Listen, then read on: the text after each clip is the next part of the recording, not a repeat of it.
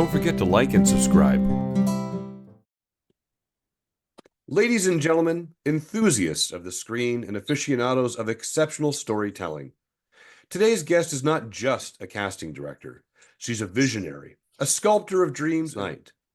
With over 2 decades of experience as a casting director, she's honed her craft to an art form, seamlessly navigating the diverse landscape of internet, industrial, commercial, theater, music videos, film, voiceover, and television. She stands as a Gemini-nominated architect behind the iconic Canada, Russia 72, and the brilliant mind responsible for the Best Picture-winning masterpiece, The Last Hitman. Originating from the vibrant city of Montreal and now a proud resident of Toronto, her journey unfolds like a tapestry woven through the theater program at York University. Her experience spans across genres, from the allure of period dramas to the spine-tingling realms of sci-fi and horror, to the infectious laughter of comedy, the depth of drama, the branded narratives, the compelling world of documentaries, and even the enchanting allure of children's programming. But her brilliance doesn't stop at the screen. It does transcend into the theatrical world, proving her talent knows no bounds. With an impressive 85 credited titles and counting, her projects include tales like The Trades, the mesmerizing Gem and Chaz, the suspenseful Don't Click, the enchanting Trouble in the Garden, the riveting John Lives Again, the cunning Crook, the soul-stirring Solo, the bewitching Bitten, and the heart-stopping Heartstopper. Get ready for an immense journey and join me in welcoming our guest today, Marjorie Lecker. Good day and thank you for your time and welcome to the show. Thank you very much. I'd love to dive into it with you. What drew you to the entertainment industry? When I was a kid, I was acting just for fun. Took theater at university, and somebody at some point suggested to me, or just mentioned to me casting, and I'd always been kind of interested in who was in the cast, who was cast as what, and I kind of kept that in my mind throughout university and became a casting assistant, kind of literally 2 hours after my York University graduation. Now, you said you always had this interest in acting and you were acting for fun. Did you ever get a chance to hit the big screen or the stage with those dreams? I did a lot of theater through when I was a child, and not professionally. I was a child and at university. Um, Big screen, sort of, when I was a casting director, my friends and I, when I had started, had gotten together and we made a feature in our apartment building. So I have done it, but that was sort of more for the experience of making the film and the writing that went along with it. And now, when you were acting on stage in your youth and during your years in university, was there a memorable moment or memorable production that you said, man, this is the one that just drives it home for me? In university, there's an amazing production that I was cast in, of Crimes of the Heart by Beth Henley. And it was written by the amazing novelist, Canadian novelist, directed at Shyam Salvadari. So it was kind of nice because, we, the people you meet as you continue your education in your career, are the people who are going to be creating many different things in the business, and in Canada. So it's kind of a nice little note. So, when you were talking about you're on the theater stage, you've done this feature film in your apartment, and then you said, hey, you know what? I want to throw on the casting hat. What made you leave the limelight of the silver screen and the stage? Well, I was never really in the limelight. That was sort of just stuff I was doing on the side. I literally, when we made that little film, I was already a casting director. We were just kind of getting together as friends, and all the rest of my friends who were in it were actresses, and I just ended up being in it too, for the writing experience more than anything. So yeah, no, I just started casting as an assistant, just exactly after I graduated university, literally 2 hours after my graduation. I was meeting with a wonderful casting director named Ann Tate, and I was her assistant for a while. Now, when you talk about getting the experience of doing the feature and the writing, what did you learn doing this writing process and creating this feature in the apartment that you brought with you to casting now? I was just a good experience. It was sort of improv writing, so we had our characters laid out, and the director and the main writer just said, this is your character, this is your arc. And pretty I think everything that came out of my head in that filmed improv process were my words. So I don't know, it was just an interesting way to get the other side of it, and I do write anyway. So yeah, just get the other side of it, know what it was like for the actors being on camera. That's really neat when you talk about these emotional leads where it now becomes your words of, okay, Marjorie, this is your scene, and make up whatever you believe the character would say, but be true to you as you're saying it, which is Yeah. completely odd because that's not what we're given as actors. It's here's your scene and do your best to not know the lines, but bring your truth to it as well. That's really great that you had that experience. There's a lot of improv acting out there as well, though, and often certain filmmakers like Mike Lee will sort of start with improv in the rehearsal process Mhm. and then build the actual written script around the improv of the actors. So, a lot of filmmakers do that sometimes. Just helps with the, I guess, the scene or the originality of the content coming out of the character. Yeah, yeah. If you look up Mike Lee's process, it's a very interesting process, which includes improv initially. That's awesome. We'll have to give that a look. And when we talk about your experience, what does a typical day in casting look like for you? It's different every day.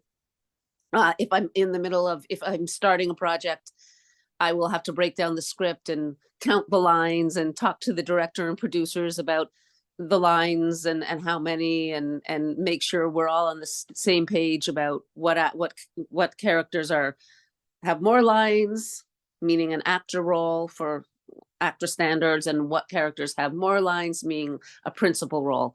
And sometimes I talk to them about ways you can sort of put a couple of roles together, things like that. And then ultimately, if I've started the breakdown process, which is what we send to the agents, telling about the project and what characters we're looking for, the agents will send me back their suggestions, and I will start to look at the suggestions. I will also look at all the rosters myself and see if anybody's been left out. And it just goes on like that. Really depends on what stage of the casting process we're in. You've mentioned something really neat here, and not many people will know this, but you had mentioned counting lines. Mm-hmm. Can you explain to us why is it important for a casting director, or even when you go to breakdown, why is it important to count the lines and know where you fall? Because when you're doing certainly an actor project, but this is true just for the size of the parts anyway. There's a principal role or Mhm. an actor role. So I can break it down for you. A principal role is any role that has 6 lines or more. And a line can be, if I say to you hello once, and then somebody else talks, that's a line. I can say to you hello 10 times without anybody else talking, and that's a line. But if I say hello 11 times, it's 2 lines. Oh, So it's about the amount of words spoken without being interrupted. Um, an actor role is 5 lines. So it's important to know the size of the characters because it determines the pay rate. mhm. And ultimately, if I'll see, there's 3 police officers and they're all actor roles, and we can get away with paying one person and putting all the lines together, we can do that. And it's, we want to have as many amazing actors as we can as a script, but we're also working within a budget. Mhm. So possibly if you reduce in one way, you can maybe give another actor more money in another way. So it's part of my job is being aware of the budget of the film, and making sure that the script is workable for the production. It's really neat that you explained it that way, that it's, Yeah, you have to have these 10 words in a row without being interrupted to can be considered a line. one line. One, Yeah, you need to get one to 10. 10 words. Wow. I've never heard it broken down that way. I really appreciate that because it's such Well, an important. that's in the IPA, the Actress in Independent Production Agreement. If you look, that's how a line is counted. That's amazing. So it's not like you're just casting, you're also kind of reviewing budgets. You're kind of doing this whole project Yeah, management with everything along with the directors and everybody else. to an extent. Yeah. Now, when you're casting and when you do your audition calls, is there a specific quality that you're looking for in an actor and an actress before that audition gets sent out? Or is there something, too specific from the director that kind of puts you into okay, we have to look over here first? I talk to the director and producers and the showrunner, the people, who are running the show, the person who has created the show, and it's extensive. When you do a television series, the trays, which I recently worked on, I mean, I started working with the showrunner who created the show and the producer a year before we started actual prep.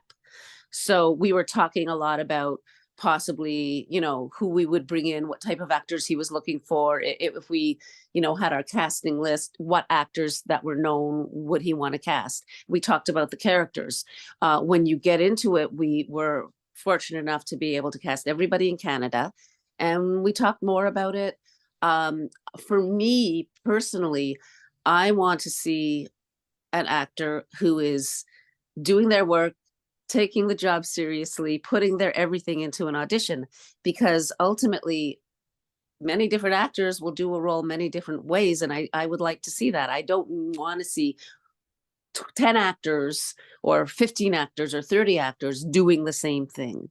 That's why every actor is unique. And that's why we like to see people, because an actor can bring something completely new to a part that we hadn't thought of before. So it's about being open. I think it's about all of us being open when we're casting a project to see who's out there and what they can do with the role. So when we look at these roles and we look at seeing who's out there, how do you stay updated on new talent that's come into the industry? Well, there are different ways. It's certainly the agents will suggest them to me. I look at their rosters. Some of the actors will, get hold of me, email me, say, "Hey, I'm here. I'm a new actor." Just yesterday, I was at a meet and greet for the Next Generation Showcase, which has been for 30 years now, doing a showcase every year of all the graduating students from the acting schools.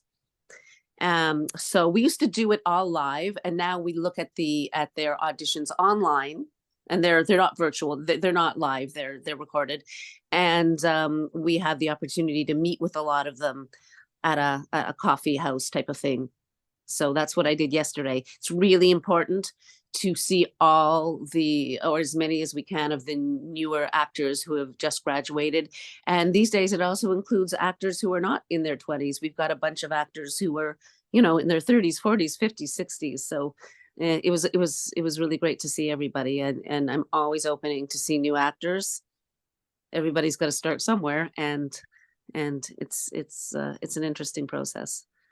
So I want to circle back to something that you had said. You had actually said putting in the work, right? You come in for the audition, you Yeah. know your lines, you have your character thought or your choices made, but you made a point of saying putting in the work. Why is The that? emotional work.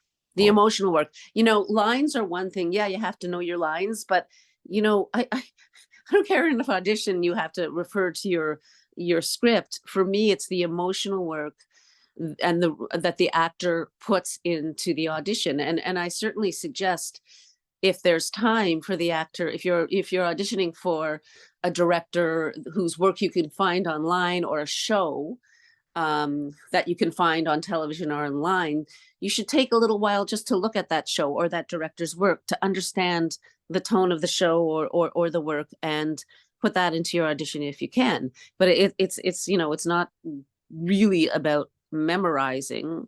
It's memorizing to where you're comfortable with it, and doing the emotional work as an actor that you need to do to get to the role. I love that you said that. It's this emotional piece that we need Yeah. to hit as well, other than just knowing the lines. Yeah. So And every actor has a different process. So, would they even call it that? Perhaps not. But as long as they get to a place where they're delivering a great audition, that's good for me.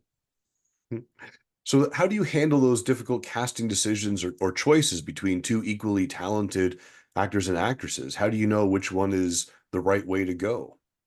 Well, I don't make the decisions. The director will make it, or the director producers, or ultimately with a series, the final write-off is the network.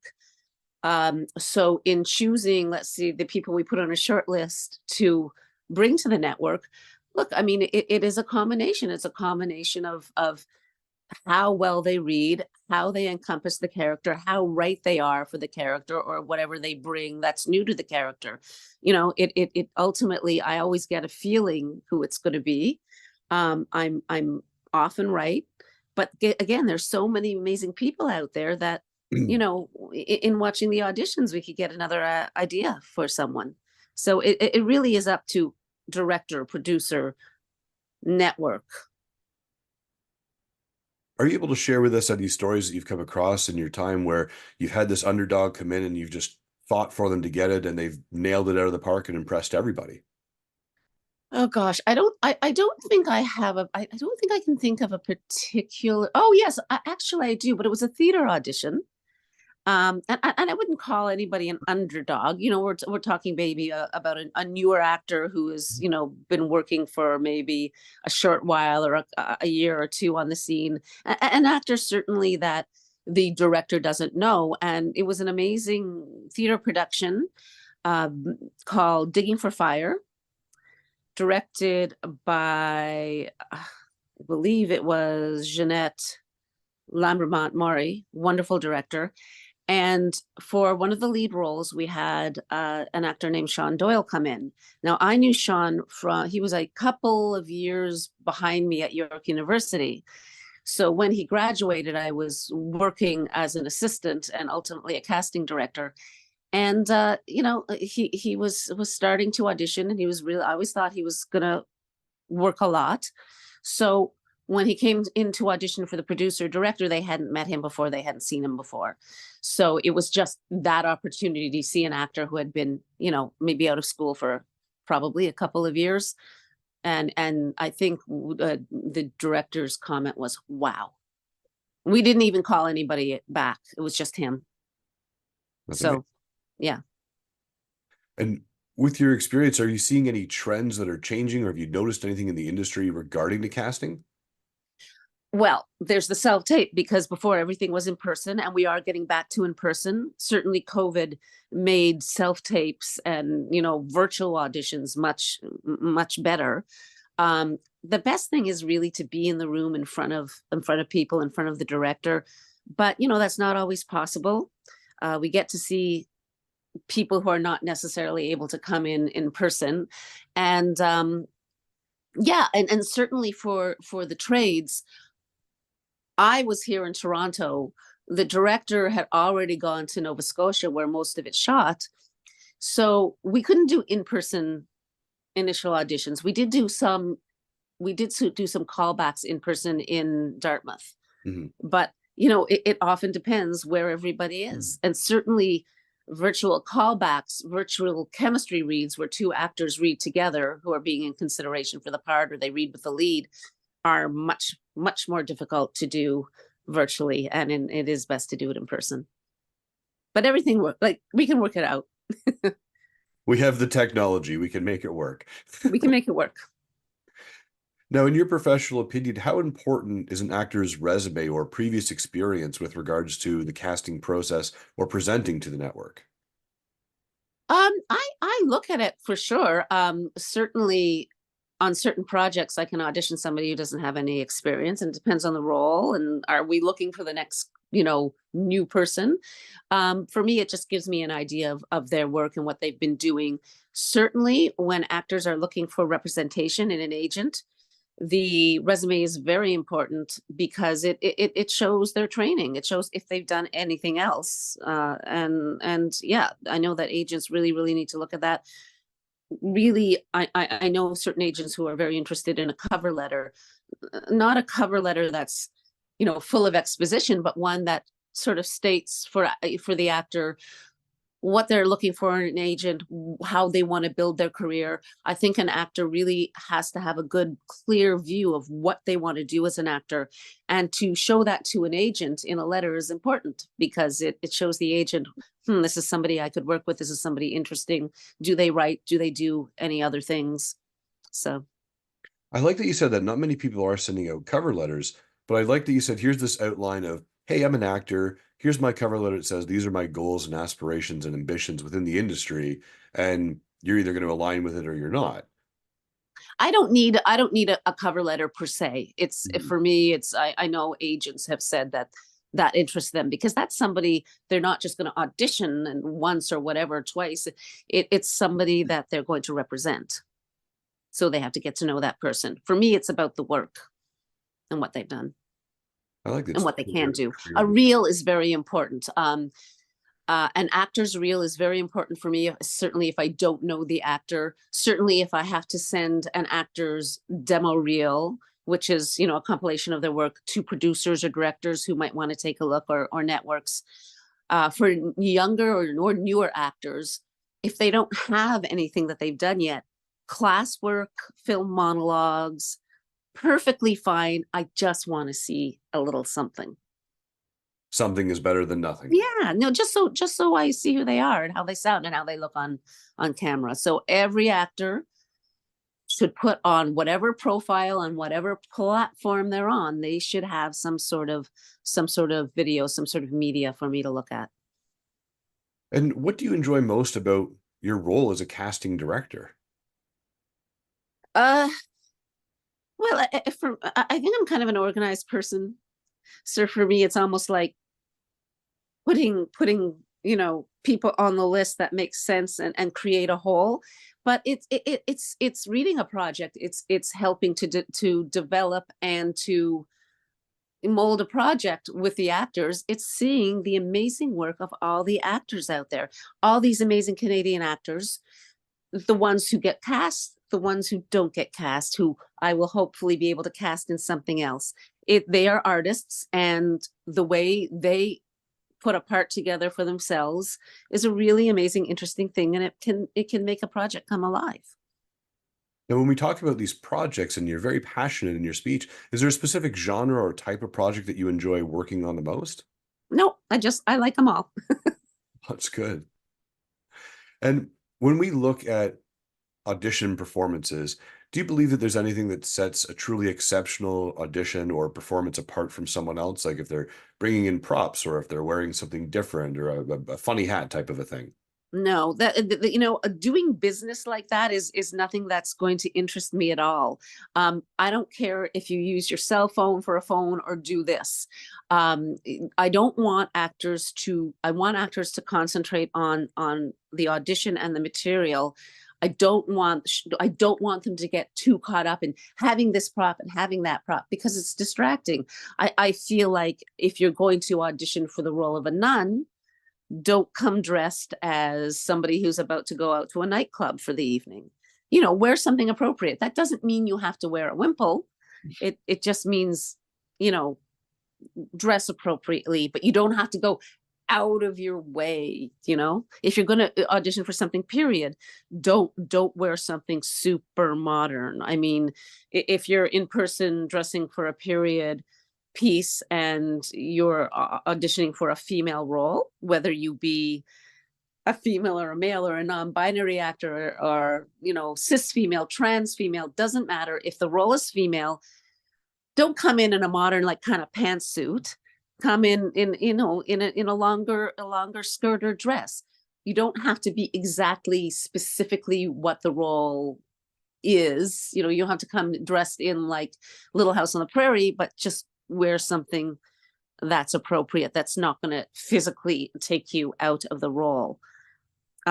Olivia Colman, who is an amazing English actress, and you can find this online. She tells an amazing story of she went to an audition for theater when she was just kind of starting out, and she read the script, and it was a hooker basically. So she kind of dressed in a low cut something or other, and she came and she auditioned. Here she was in her low cut whatever it was, and the casting director kind of looked at her funny, and she'd actually been given the wrong script, and she Oh. was actually supposed to be auditioning for a nun. You can find that on YouTube on a Graham Norton compilation. It's a great story. And it wasn't her fault. She just got the wrong script. As we talk about the scripts and being prepared and dressing sort of for the role as best you possibly can you tell us some of the common mistakes people are making when they're coming to auditions? I think that anybody coming into an audition, certainly an in-person audition, needs to know that even though it's an intimidating space, it can be an intimidating space. We want you to do well. That's why you're here, because we want to see what you have to offer. So we want you to do well. Think about it as, you know, a little bit of like a rehearsal, like a work thing. You know, you're here to work and do the role.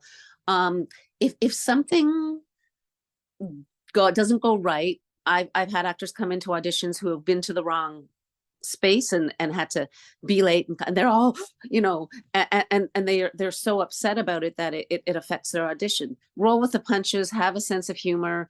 If you get direction by the director, if you forget your lines, just do it again. You're human, everybody knows that. Don't let it mess with the work you've done to prepare for this audition. Just roll with it. Can't hear you. There we are. I love that There you you said go. that because it's kind of creating this safe space. You've done the work, you know your lines, you know your character. You come in and then something gets to you, and the director says, "Hey, try it again this way," or "Hey, it's okay, take a minute to breathe." We're all trying to help each other in the sense of take that moment, Yeah. right? Take the moment to reset. Maybe you step out and come back in, whatever you need to do, because it's Yeah. your opportunity. Yeah. Whatever you need to do. Yeah. So I want to ask you something a little bit more personal, Marjorie. What's something that scares you? That scares me. Yeah. Um, I don't know, lightning. And if you had a magic wand, is there anything that you would change tomorrow? If you could just wave the magic wand and say, "Doom," what would that thing be that you would change? I think, well, I do have lots of wands actually. I sometimes make wands for some reason. I'm a big Harry Potter fan. I think when it certainly comes to casting, I would, and we are changing it, but I do want to see a change in how people still perceive certain parts having to be played or read by certain people. I would like to see a more open idea of who we can cast in a part, and that is happening. But I think lots of people still need, it's changing our way of thinking. You know, sometimes you just automatically think of something, and this type of character has to be this. um in how we write and how we perceive, we do have to ask ourselves, is this character and the way we've written it and how we're physically seeing this character a cliche that is perhaps even damaging? You know, we have to have an open heart and mind when it comes to all the amazing, you know, crew of people we have out there who are actors. And there's certainly, I've been reading online lately a big controversy about, just theater wise, casting Richard III, and he had scoliosis, and should we be casting him with somebody who is disabled? Should we be casting him as a female or a male or anything like that? But the disabled controversy in Richard III is a very interesting one, and my point of view on it is, cast anybody who's amazing.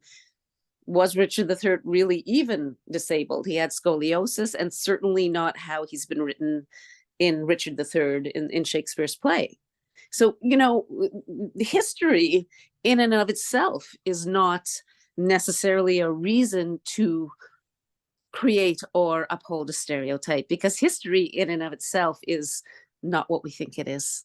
Hmm, I love that. And I'd love to ask you, how many wands do you have? Oh, I don't know, I've made about 7 of them, something like that, just for fun. Well, that's really cool. Now everyone knows that you're a Harry Potter fan. It's out there I now. think everybody I know knows that I'm a Harry Potter fan. I think more people than I know that I'm a Harry Potter fan. Well, I have time for one last question for you, Marjorie, and I really appreciate you being here with us today. It's what makes Marjorie smile? You know what? Lots of things: friends, family, work. Being satisfied with the work I've done casting a show, which, you know, I think every time I cast something, there's a great deal of satisfaction. No, Wonderful. Well, as I said, Marjorie, that was the last question I had for you today on Coffee with Chris. I really appreciate your time. Where can people learn more about you? I have a website. Marjorie Lecker Casting. I can't exactly remember exactly what it's called, but it's a website. So if you look up my name, Marjorie Lecker Casting, it will be there. Fabulous. Well, again, thank you so much for your time. You're Remember, welcome. everyone out there, to smile to inspire and have a fantastic day. Thank you. You too. Bye bye.